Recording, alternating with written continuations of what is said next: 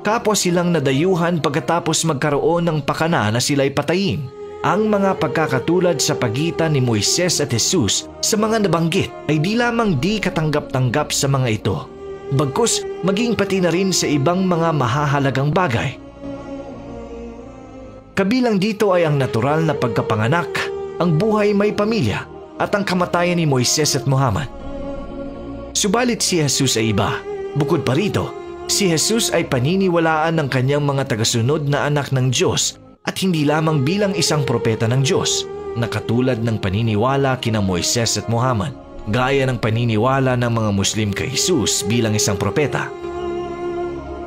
Kaya't ang hula na ito ay tumutukoy kay Muhammad at hindi kay Jesus dahil si Muhammad ay higit na katulad ni Moises kaysa kay Jesus.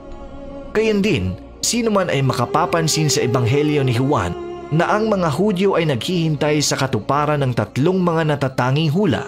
Ang una, ang pagdating ng Kristo. Ang pangalawa, ang pagdating ni Elijah. At ang pangatlo ay ang pagdating ng propeta. Ito ay maliwanag mula sa tatlong katanungan na itinanong kay Juan Bautista. Ito ang patutuo ni Juan nang ang mga Hudyo sa Jerusalem ay nag-utos sa mga pari at mga angkan ni Levi o Leviticus na tanungin kung sino siya. Hindi siya nagkulang sa pagpapatotoo, bagkus malaya siyang nagtapat. Hindi ako ang Kristo, tinanong siya. Kung gayon, sino ka? Ikaw ba si Elijah? Siya ay nagsabi, hindi ako. Ikaw ba ang propeta? Siya ay sumagot, hindi. Juan chapter 1 verse 19 to 21.